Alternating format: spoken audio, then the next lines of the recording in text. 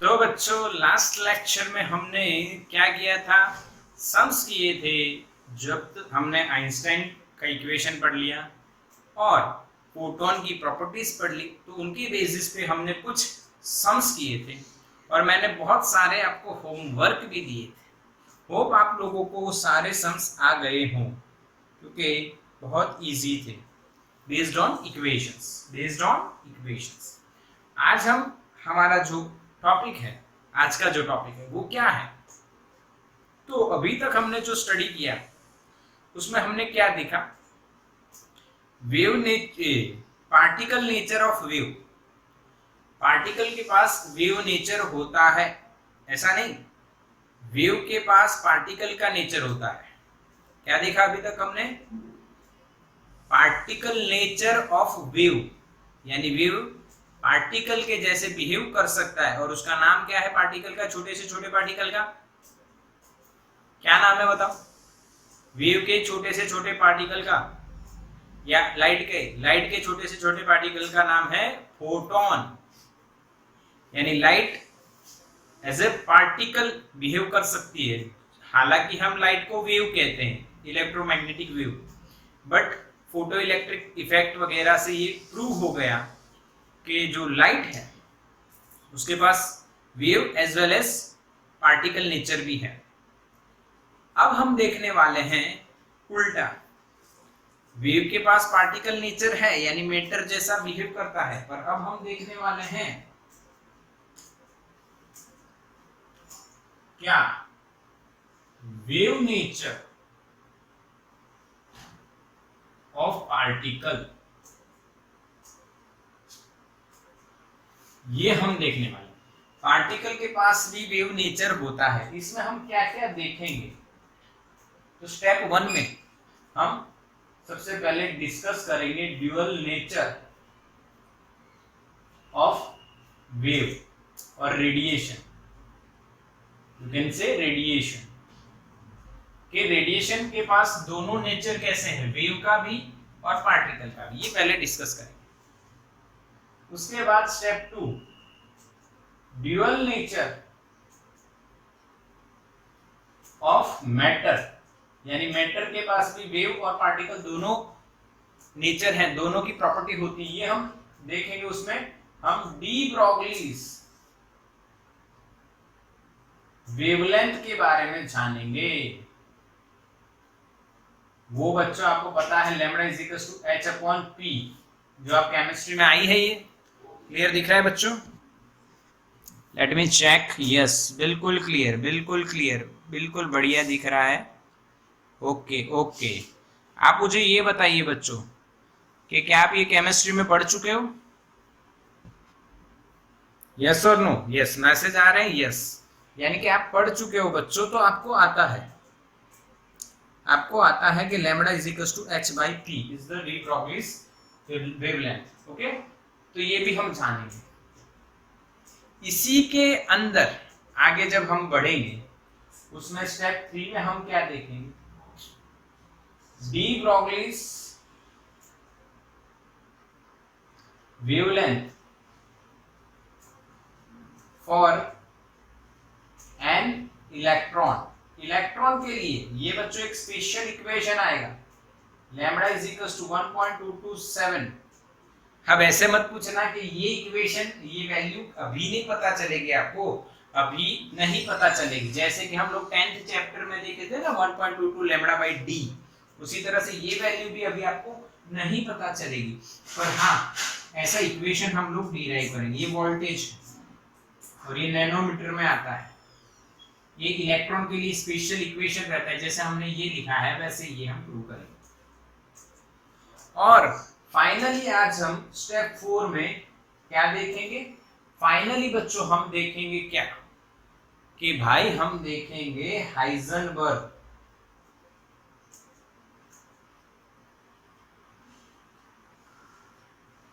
Uncertainty principle.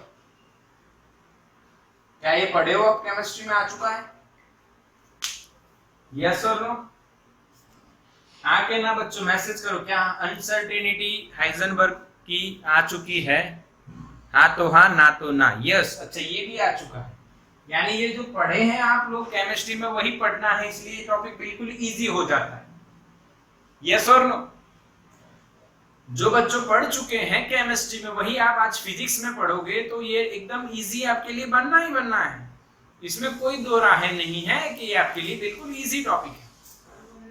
हाँ, तो steps आप स्क्रीनशॉट बना लीजिए और ये हम फॉलो करते हैं। हो गया? 4 स्टेप देखेंगे। Dual nature of radiation, matter, then for electron and last में। हो गया बच्चों? Yes, done done done. Live lecture चल रहा है तो मैसेज करते रहिए। चलो ड्यूअल नेचर ऑफ रेडिएशन समझते हैं। यानी कि हम ऐसी बात कर सकते हैं कि जो रेडिएशन है बच्चों, उसमें जैसे कि हमने पढ़ा इस 10th चैप्टर में क्या क्या पढ़ा? सबसे पहले हमने interference. First of all we studied about interference. Okay, second diffraction, third one is polarisation. Polarisation is cancel topic जो हमने नहीं पढ़ा for the god, but JEE NEET का भी आपके उसको कंफर्म करना है कि जेई नीट में है तो हम पढ़ेंगे। ठीक है, ये तीनों इफेक्ट अगर आपको समझनी है, if you want to understand this 3 effects of the radiation और light, then you have to deal with the wave nature of the radiation. So you all understand this is the interference, diffraction and polarization. These all are related with the wave nature. Now on the other end, if you want to understand this photoelectric effect बच्चा लोग, and Compton effect, तो बच्चों हमें जो wave है, wave nature नहीं, कौन सा नेचर चाहिए? Particle nature. यस और नो बच्चा लोग? विच nature is required? Particle nature is required of the radiation. Okay, इसका एक एग्जांपल देते हैं। ह्यूमन आई, इंसान की आंख, उसमें दोनों नेचर के बारे में आपको बता दिया जाएगा। देखो ये ह्यूमन आई है बच्चों, यहाँ पे आपको पता है प्यूपिल होती है। कौन होती है? प्यूपिल। ओके, ये रेटिना बोली जाती है। रेटिना के अंदर कौन होते हैं? Rods and cones. ये 2 टाइप के सेल्स होते हैं बच्चों, ये 2 टाइप के सेल्स होते हैं। हाँ के यस और नो? फिर यहाँ पे ऑप्टिक नर्व्स होती हैं।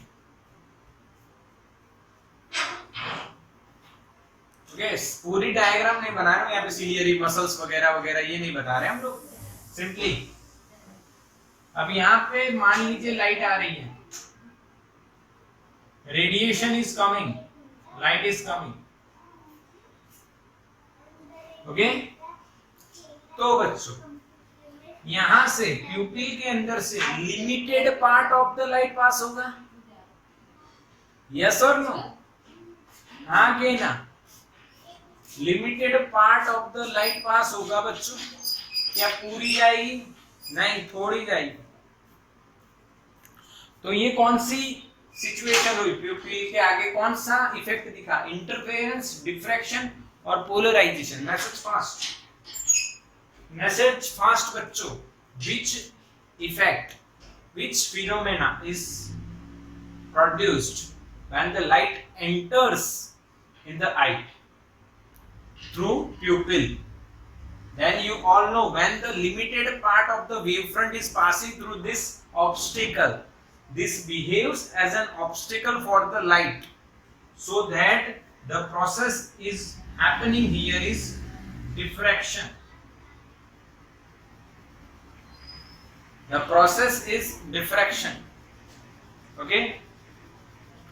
अब बच्चों लोग, जब वो लाइट यहाँ पे इकट्ठा होकर यहाँ पर रेटिना पे गिरती है, तो रेटिना पे दो टाइप के सेंसर्स होते हैं, रोड्स एंड कोन्स।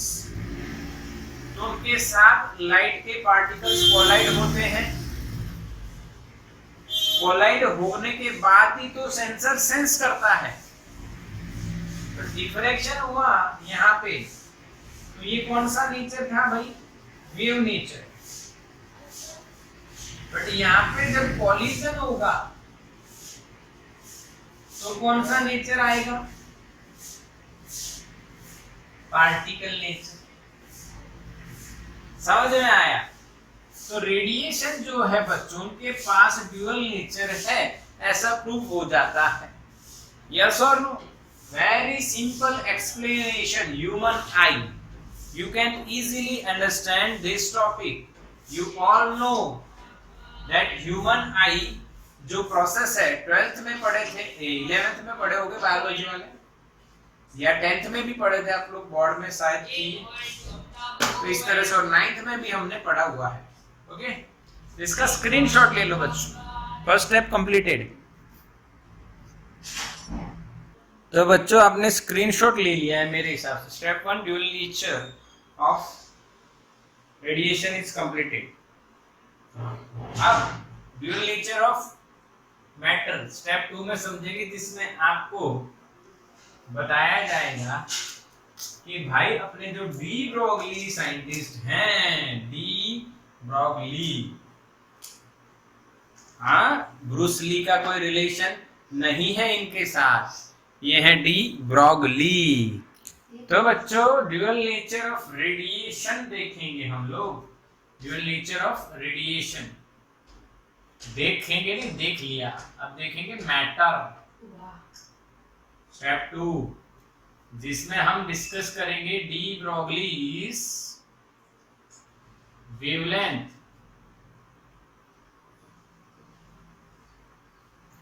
यानी डी ब्रोगली का क्या कहना है बच्चों, वो देखिए। ये एक छोटा सा पार्टिकल है, ये पार्टिकल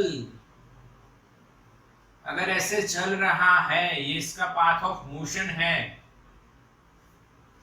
और अगर टेम्परेचर इसको मिलता है तो ये सीधा स्ट्रेट लाइन नहीं जाता है, थोड़ा बहुत ऑसिलेट होता है, थोड़ा बहुत ऑसिलेट होता है। समझ में आया? यस और नो? हाँ, तो जो मैटर है, जो पार्टिकल है, वो वेव के जैसे बिहेव करता है, तो इनको बोला गया मैटर वेव्स। क्या बोला गया बच्चों? Matter waves. यस और नो बच्चा लोग, समझ में आया कि नहीं? हाँ, यस और नो?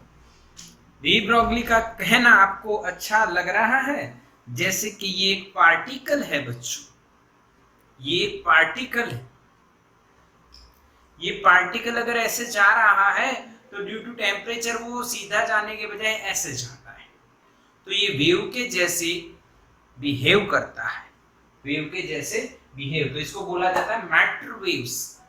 यानी डी ब्रोगली ने एक हाइपोथेसिस भी हमें दिया है। Hypothesis of de Broglie.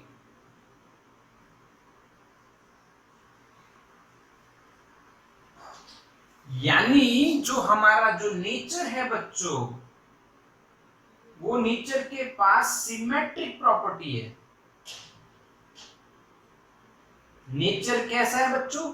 Symmetric. इसका मतलब अगर रेडिएशन के पास ड्यूअल नेचर है, तो मैटर के पास भी ड्यूअल नेचर होना चाहिए। हाँ कि ना? समझ में आया कि नहीं बच्चों? अगर रेडिएशन के पास ड्यूअल नेचर है तो मैटर के पास भी ड्यूअल नेचर होना चाहिए, क्योंकि हमारा जो ये नेचर है वो दो ही चीजों से बना हुआ है, रेडिएशन एंड मैटर। तो ये हाइपोथेसिस डी ब्रॉगली ने हमें दिया, यस और नो? हाँ कि ना? यानी कि जब पार्टिकल मोशन में होता है तो इन सर्टेन कंडीशंस वो वेव के जैसे बिहेव करता है। ऐसा किसने कहा? डी ब्रॉगली ने। समझ में आया बच्चों? हाँ कि? यानी हाइपोथेसिस आप पढ़े हुए हो, हाइपोथेसिस आप पढ़े हुए हो। हाइपोथेसिस आप पढ़े हुए हो ना, बोर के केमिस्ट्री में। अगेन बोर के 3 हाइपोथेसिस थे, याद है आप लोगों को? उसी तरह से डी ब्रॉगली का भी हाइपोथेसिस है बच्चों। तो आपको समझ में आया। अब डी ब्रॉगली ने हाइपोथेसिस में एक इक्वेशन भी दिया, lambda is equals to h by p, wavelength of the matter. जब वो स्ट्रेट लाइन पे जाने के बजाय ऑसिलेट होता हुआ चलता है तो उसकी वेवलेंथ कितनी होती है? h by p। What is p? Momentum. What is h? Planck's constant. और p की जगह हम क्या लिख सकते हैं बच्चा? Mass into velocity of the particle. And this wavelength is known as de Broglie's wavelength. De Broglie's wavelength. बच्चों समझ में आया? यस और नो? हाँ? यानी ये हाइपोथेसिस से ये जो इक्वेशन डी ब्रॉगली ने दिया वो हमें याद रखना है, समझना भी है। क्लियर?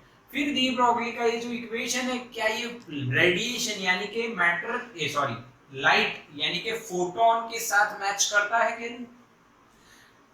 ये किसके लिए दिया डी ब्रॉगली ने? मैटर के लिए। और क्या ये लाइट के पार्टिकल फोटोन के लिए सिमिलर आता है? जो आइंस्टाइन ने इक्वेशंस बनाए उससे मैच होता है? अगर मैच होता है तो hypothesis of the de Broglie is correct. चलो तो देखते हैं कैसे आता है। देखो, तो फोटोन की आपको एनर्जी और मोमेंटम पता है, तो मोमेंटम से स्टार्ट करते हैं। मोमेंटम क्या लिखते हैं हम लोग? Momentum of photon. What is the equation of momentum of photon? p is equals to energy upon speed of light. Energy upon speed of light. Okay, now you all know the equation of frequency. What is the equation of frequency बच्चा लोग? Equation of the frequency is c by lambda. Here c cancel out so that you can get the equation lambda is equals to h upon p, which is similar to the equation of matter for wavelength. Okay, तो ये दोनों same आए बच्चा लोग। यानी कि जो बात डी ब्रॉगली ने मैटर के लिए कही वही बात, वही इक्वेशन फोटोन यानी लाइट के पार्टिकल के लिए भी मिलता है, जो पहले से डिस्कवर किया जा चुका था।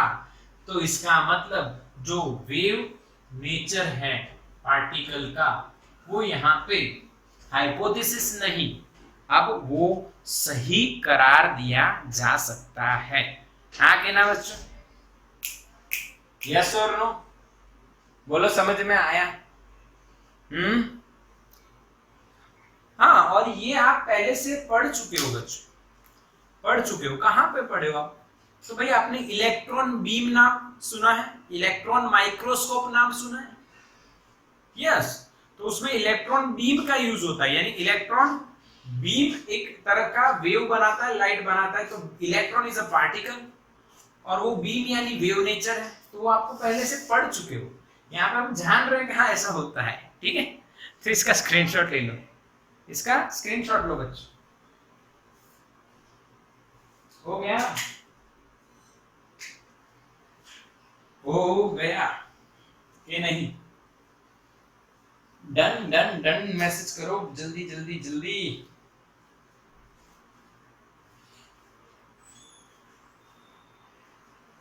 ओके, चलो तो अब स्टेप 3 की ओर चलते हैं। स्टेप 3 क्या है?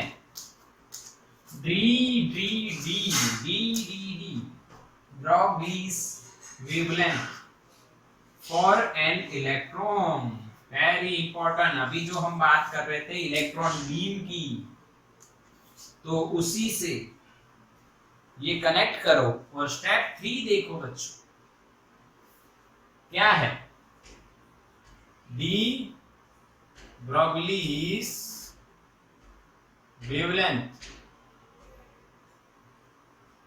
for an electron. Okay, you all know electron is a particle. It contains mental properties. But if you want to prove that electron also contains wave nature, then you have to find out its wavelength. Okay, now suppose we have to suppose something, because you all know the equation of wavelength. You all know the equation of wavelength. Lambda is equals to h upon p. Okay, you all know this equation. But first of all we have to derive equation of momentum. तो बच्चा लोग, जब इसके पास, electron के पास wave length आएगी, वो कैसे आएगी? तो there is an electron, suppose there is an electron and we are providing the potential different to it. Suppose this is positive terminal or negative, and this one is positive, and there is a potential difference is V.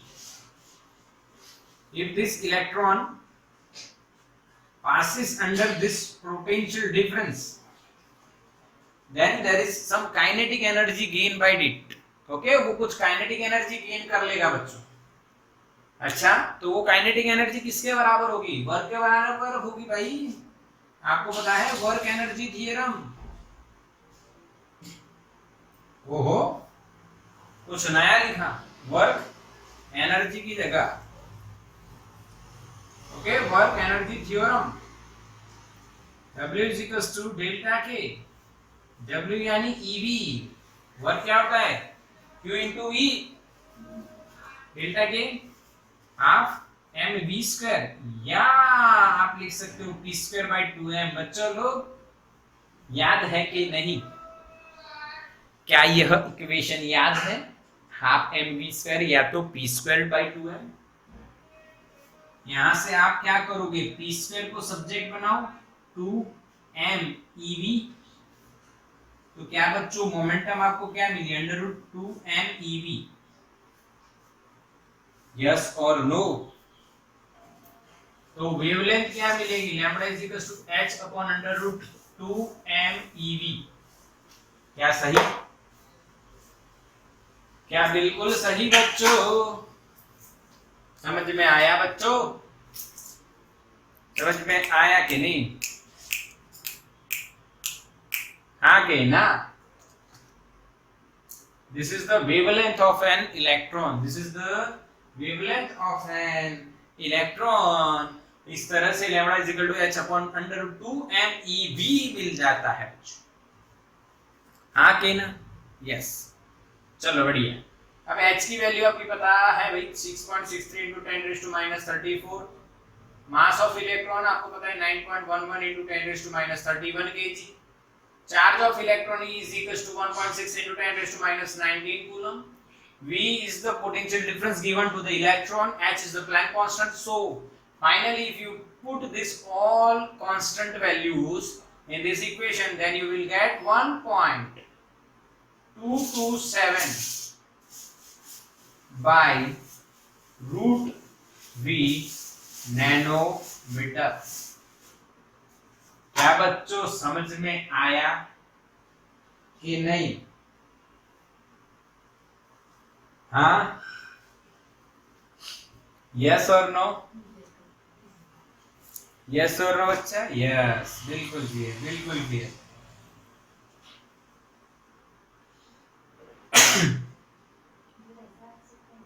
समझ में आया? Yes. अब यानी आपको क्या पता चला कि अगर आप इलेक्ट्रॉन को किसी पोटेंशियल डिफरेंस के अंदर मोशन में लाते हो तो उसकी वेवलेंथ इस हिसाब से मिलती है।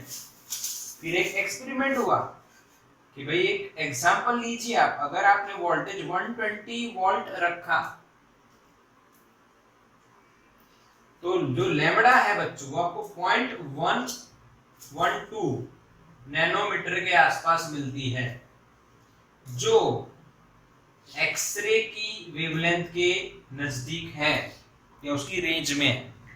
इसका मतलब क्या हुआ, अगर आपने 120 वोल्ट अगर आपने 120 वोल्ट पीडी के बीच में एक इलेक्ट्रॉन को मोशन में लाया तो वो कितनी वेवलेंथ से मोशन में आएगा, 0.112 नैनोमीटर, यानी कि वो एक्सरे के जैसे वेवलेंथ गेन करता है। यानी भाई इलेक्ट्रॉन इज अ मैटर और पार्टिकल एंड वो बिहेव कर रहा है एज एन वेव, तो प्रूव हो जाता है बच्चों वेव नेचर ऑफ पार्टिकल। हाँ कि ना? यस और नो? क्या बच्चों समझ में आ रही है मेरी बात, जो मैंने कहानी आपको सुनाई? यस यस यस, हाँ कि ना? बिल्कुल समझ में आई बच्चों?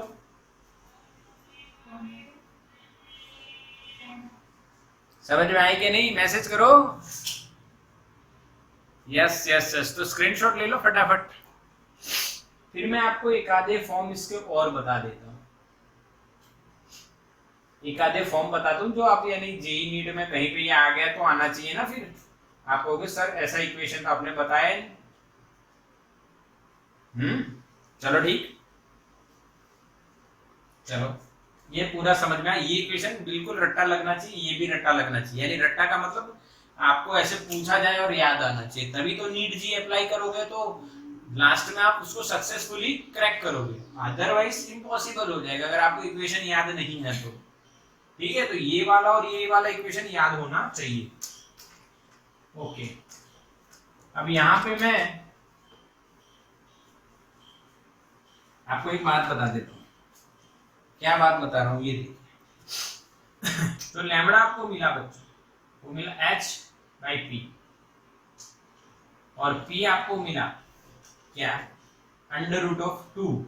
ध्यान से देखना, m k, क्यों, k = p²/2m लिख सकते हैं हम लोग। काइनेटिक एनर्जी सही है कि नहीं? यस और नो? समझना है बच्चों। अब ध्यान से एक और बात, फॉर T टेम्परेचर, ध्यान से समझना है। अगर टेम्परेचर T है तो एनर्जी, और we can say kinetic energy = 3/2 kBT। Yes और नो बच्चों? T टेम्परेचर पर kinetic energy of an particle, of a particle, of an electron, और वी कैन से पार्टिकल, क्या ये हो जाएगी? तो यहां पे आपको लैम्बडा क्या मिलेगा, h/3m kBT। क्योंकि बच्चों 3/2 रखोगे तो 2 कब हो जाएगा और बचेगा 3m kBT। हाँ कि ना? where kb is Boltzmann constant, where kb is Boltzmann constant, okay? Yes और नो? इसकी वैल्यू वगैरह आपको याद होनी चाहिए। कितनी है, याद है कि नहीं? 1.38 × 10⁻23। यस और नो? तो बच्चा ये लोग, ये आपको एक और तरीका समझ में आया? हाँ हाँ कि ना? और आपको पता है काइनेटिक एनर्जी जो दी जाती है वो वर्क के बराबर होती है। वर्क यानी चार्ज इनटू पोटेंशियल डिफरेंस। तो आप एक और बात यहाँ पे लिख सकते हो, h/√2m q × v या e × v, for an electron e × v।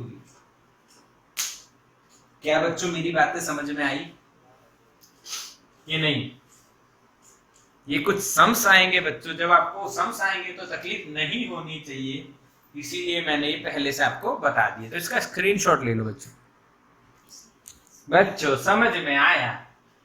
3 step हमने सक्सेसफुली कंप्लीट कर दी।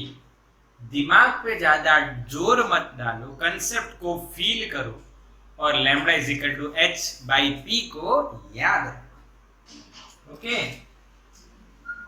अब हम लोग स्टेप 4 की बात करते हैं बच्चों।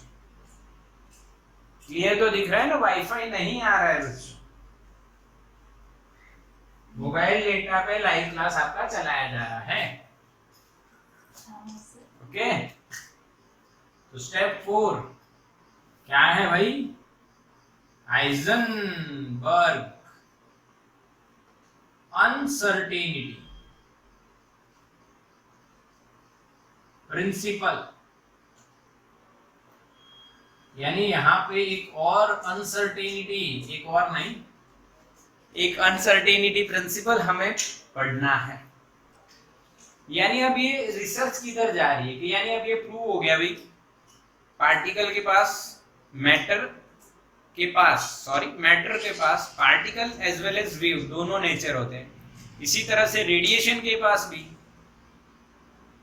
Particle as well as wave दोनों नेचर होते हैं। ये प्रूव हो गया। तो अब वेव के अंदर पार्टिकल मिलेगा कैसे, और वो मिलता है तो उसकी पोजीशन कहाँ है, और अगर वो पोजीशन मिलती है तो मोमेंटम कितनी है। ये कुछ बातें हैं जो हाइजेनबर्ग ने अपनी अनसर्टेनिटी प्रिंसिपल में हमें बताई हैं। क्या बताई हैं? वो हम केमिस्ट्री में आप लोग देख चुके हैं बच्चों। यस, हाँ, समझ में आया? तो हाइजेनबर्ग की जो अनसर्टेनिटी वो क्या कहती है वो समझते हैं हम लोग। कि जैसे कि हमने नेचर दोनों के ड्यूअल हैं ऐसे बता दिया, बट किसी पार्टिकल को अगर आप ऑसिलेट करते हुए देखो तो हाइजेनबर्ग ने ऐसा कहा कि जो पार्टिकल है भाई, उस पार्टिकल की जो पोजीशन है एंड मोमेंटम है वो हम एक्यूरेटली एक साथ फाइंड नहीं कर सकते। We can't find the position and the momentum of a particle accurately simultaneously. We can't find the position and momentum. एक साथ हम लोग position and momentum नहीं find कर सकते according to Heisenberg uncertainty principle.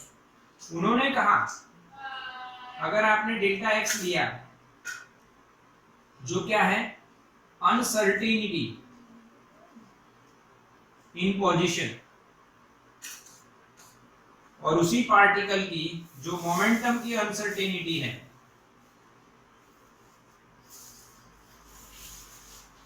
तो हाइजेनबर्ग ने कहा उन दोनों का प्रोडक्ट जो है उसकी वैल्यू एच कट से हमेशा ज्यादा होती है। एच कट का वैल्यू होता है h upon 2 pi. In physics more accurately you can use h upon 4 pi, h upon 4 पाई जो बहुत छोटी वैल्यू होती है। हाँ कि ना? यस और नो? यस और नो? ये आप केमिस्ट्री में देख चुके हो बच्चों। More accurately you can use h upon 4 pi और we can say h cut upon 2 pi. बिल्कुल clear? Heisenberg's uncertainty principle, for a particle, for an electron or particle, its position and momentum can't be measured at the same time with accuracy. एक ही time पे accurately आप position और momentum नहीं find कर सकते, उसमें कुछ ना कुछ फर्क तो आता है। अनसर्टेनिटी होती है। इलेक्ट्रॉन यहाँ पे है या उसकी पोजीशन थोड़ी सी इतने एरिया में होगी। अब इसको कैसे समझा जाए? देखो आपको समझना है। अगर आप डेल्टा एक्स को सब्जेक्ट बनाओ तो भाई एच कट अपॉन हमें डेल्टा पी मिलेगा, या डेल्टा पी को आप सब्जेक्ट बनाओ तो आप H cut upon delta x पाओगे। यानी कि ये इक्वेशन मैंने इसी तरह से बनाया है, हाँ के ना। देखो डेल्टा एक्स और डेल्टा पी में डेल्टा पी को नीचे ले गए तो ये बन गया, डेल्टा एक्स को नीचे ले गए तो वो बन गया। अब आप ऐसा करना चाहो कि अगर आप ऐसा कह दो कि उसकी मोमेंटम जो है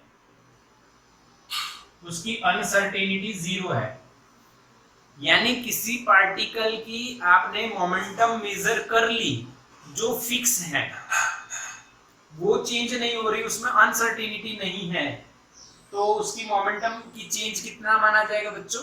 0। तो डेल्टा एक्स जो पोजीशन की अनसर्टेनिटी है वो बच्चों अनंत हो जाएगी, यानी कि वो आपको मिलेगा ही नहीं। जिसकी मोमेंटम फिक्स है उसकी पोजीशन की अनसर्टेनिटी इनफाइनाइट हो जाएगी, और जिसकी अगर आपने पोजीशन फाइंड कर ली और पोजीशन फिक्स कर दी तो उसकी पोजीशन की अनसर्टेनिटी 0 हो जाएगी। तो यहाँ पे 0 रखोगे तो मोमेंटम की अनसर्टेनिटी इनफाइनाइट हो जाएगी। इसी के बेसिस पे हाइजेनबर्ग अनसर्टेनिटी प्रिंसिपल बेस्ड बच्चों बना हुआ है कि फॉर अ पार्टिकल और an electron you can't measure position and momentum at a same time or at same time, at a नहीं, at same time you can't measure momentum and position at the same time। yes or no बच्चा लोग? यानी कि आपने किसी की momentum fix कर दी कि यूनिफॉर्म व्यू आप सोचो जो स्पेस में चल रहा है तो वो अनंत तक फैला हुआ होगा। If you fix the momentum of the particle, यानी uncertainty is 0, then उसका जो डेल्टा एक्स उसकी पोजीशन अनंत तक फैली हुई होगी। बोलो हाँ के ना बच्चों, समझ में आ रहा है? यस और नो? हाँ बिल्कुल क्लियर? हाँ के ना बच्चों? ये सिंपल लॉजिक मैंने आपको बताया, समझ में आ रहा है, दिख रहा है क्लियर? क्लियर दिख रहा है बच्चों क्लियर दिख रहा है ना? लाइव क्लास में और रिकॉर्डिंग भी बढ़िया चल रही है, तो ये आपको समझ में तो आ गया। ये तो मैथमेटिकल लॉजिक है। अब ये क्यों हुआ ये तो आपको यहां से पता चल गया। तो ये पहला केस हमने इससे समझा, और यहाँ पे जो डेल्टा पी 0 हुआ तो उसकी पोजीशन वो इनफाइनाइट हो जाएगी, इसका मतलब वो पूरे स्पेस में फैला हुआ है। यही बात किसने बताई थी? Max born. उन्होंने एक प्रोबेबिलिटी बताई थी कि भाई हाँ ऐसा कंक्लूजन उन्होंने किया था कि भाई हाँ ऐसा हो सकता है। This is a probability based conclusion. If you fix the momentum और if you find the momentum of the particle और वो फिक्स कर दिया आपने तो उसकी पोजीशन, बिकॉज उन्होंने क्या कहा, मैक्स बॉर्न ने क्या कहा भाई? मैक्स बॉर्न ने क्या कहा? इक्वेशन क्या है? h/p। अगर आपने p फिक्स कर दिया तो लैम्डा क्या हो जाएगी? कांस्टेंट, यानी वो यूनिफॉर्म आपको वेव मिलेगा। लैम्डा यानी distance between two consecutive crest और ट्रफ, तो वो पूरे यूनिवर्स में फैल जाएगा, इनफाइनाइट तक फैला हुआ होगा, यानी उसकी पोजीशन में अनसर्टेनिटी आ जाएगी। ओके और फिर एक और बात ये आई, अगर ये केस 2 की बात करो आप, अगर आपने पोजीशन फिक्स करना चाहिए तो कैसा वेव मिला पता है आपको? इस तरह का।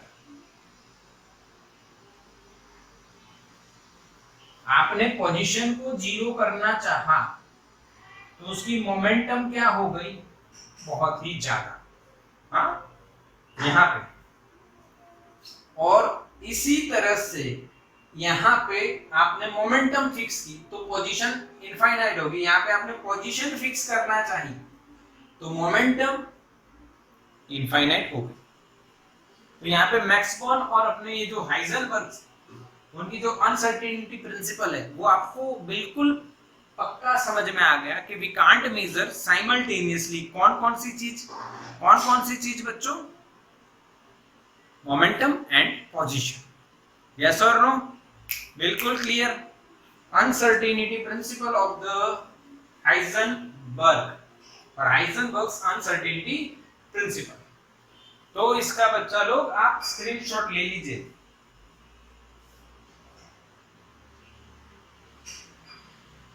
यस हो रहा है ना?